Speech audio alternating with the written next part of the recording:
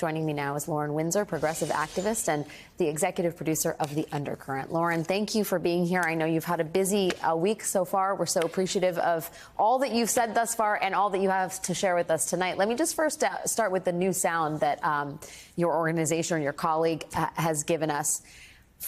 There are two parts of this new tape that strike me as concerning. The first is Justice Samuel Alito saying that the media is attacking him because the media doesn't like how they anticipate the court has decided cases and may decide upcoming cases.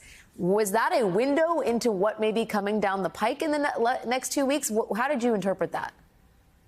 I mean, I definitely interpret it as being a harbinger for bad things to come.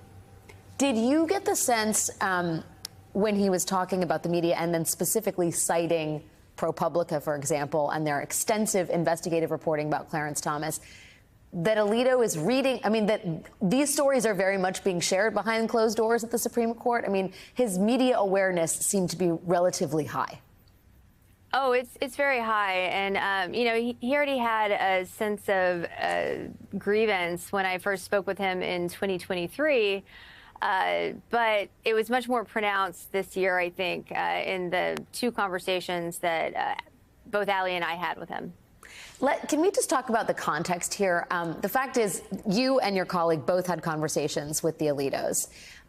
For those of us who haven't been to Supreme Court Historical Society events, is this what happens? Is this what happens at them? Because we now have two kind of bombshell series of reports about conversations, advocacy campaigns that are happening between attendees and the justices on the Supreme Court. Well, it's interesting. I had actually read that initial report in the New York Times about Reverend Schenck, and that's part of what played into my going in the first place. But, I didn't read that report and think I should become a member now. It really was incited by the ProPublica reporting on Clarence Thomas. And it's interesting that Justice Alito wants to rail about the money taken by ProPublica for investigating, public servants, while Clarence Thomas is not disclosing millions of dollars of gifts from GOP donors. And I have no idea what ProPublica's finances are, but as someone who is an independent journalist, I would imagine that the money that Clarence Thomas has taken probably rivals the budget of ProPublica in any given year. Yeah, it's such a good point. What did you hear in Alito's sort of explanation for that? Did you hear, it almost seems as if there's certainly no contrition, but there's not even an acknowledgement that there was any wrongdoing on the part of Clarence Thomas in accepting potentially millions of dollars in unspecified gifts from conservative donors. It's not verbatim, but it's almost verbatim, making something out of any little thing. I don't consider any little thing to be, buying my mother's house or paying for my nephew's tuition or getting a free RV loan. And these are all things that he's accepted from GOP donors. So it would be a much different story if this were just about vacations he was taking with Harlan Crow and his wife and Harlan Crow's family. I think most people would write it off as, oh, it was a trip. Most people would not consider, traveling with friends or associates as being something that's that big of a deal. But that's not actually what we're talking about with Clarence Thomas, is it?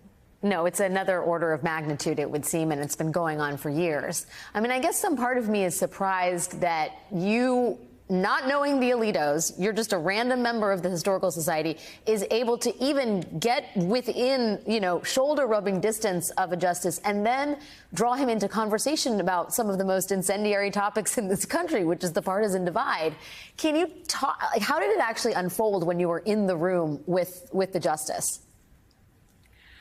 Well, so it should be stated that in the guidance for the event, the Historical Society says if you broach topics that are before the court, it may be grounds for you to be kicked out. And so there was definitely a deliberative process in how do I approach someone that, not only are judges supposed to be really the height of discretion, the height of, judgment, right? This is the highest court in the land. This is a Supreme Court justice. So I definitely went into this assuming that I was not going to get anything newsworthy. In 2023, I did not get anything newsworthy. But I thought, throughout the year that transpired, the media scrutiny on Justice Alito has intensified so much, and his grievance level is probably so much more peaked that, unlike Clarence Thomas, who did not show up to this dinner, but has been reported to have shown up to it many times, and he didn't show up in 2023, by the way, that Justice Alito would probably attend anyway, even though he was undergoing this very intense media glare. And sure enough, he was there. And I think, it was just something that I can't say what was in his mind. So I don't know if in 2023 he had the same level of grievance and it changed over the course of the year. Sure. There's a couple options there. Did it change, or was it always there and he just felt more comfortable? Was it hard to get him to talk? I mean, he did at the very end of this conversation, he says, "Are you a lawyer?" I think he's talking to Allie, your colleague. I'm not sure if it's you or her. But it wasn't like you had offered any biographical information other than you had a husband who was not in the room. And I wonder why you offered that piece of information. Like, how did you actually get into conversation with him? Did you just go up to him and start talking to him? Well, so the reason why I brought up my husband was that in 2023, I came with a male friend. So the context of it was we had a conversation after dinner. In 2023, my male friend was with me. He was not with me in 2024. So when I saw Justice Alito solo, it was one-on-one. It was, "Hi there, my husband really wants to let you know that we're rooting for you, that you really have all the grit." And the reason why I said you have all the grit, if it doesn't stick out to people, this was because Donald Trump had tweeted something out about how, there should be more justices like Samuel Alito with the grit that Samuel Alito has. And so I felt like it was kind of a flag, if you will, to Alito, that it was a safe space for him. A safe space, yes. I was trying to signal to him very coyly without saying Trump, because it goes back to the way to broach a conversation with someone who has the highest level of discretion. You can't talk about partisan politics. If I had walked up to him and started talking about Joe Biden or Donald Trump, he would have shut down. So talking about polarization was really a way into the conversation that wasn't as aggressive, but also indicative of what I was really trying to get at was, is he acting on bias? And I really do believe that the American people deserve to know, is the Supreme Court so compromised that we do not really have impartiality, the bedrock of our judicial system? I think hearing it from his mouth that he cannot be impartial, that there are things that cannot be compromised. Yeah. That needs to be fuel for journalists and for Congress to say, okay, well, tell us, what are the things that can't be compromised? Well, Lauren, look, you brought us into a room that few people are ever in.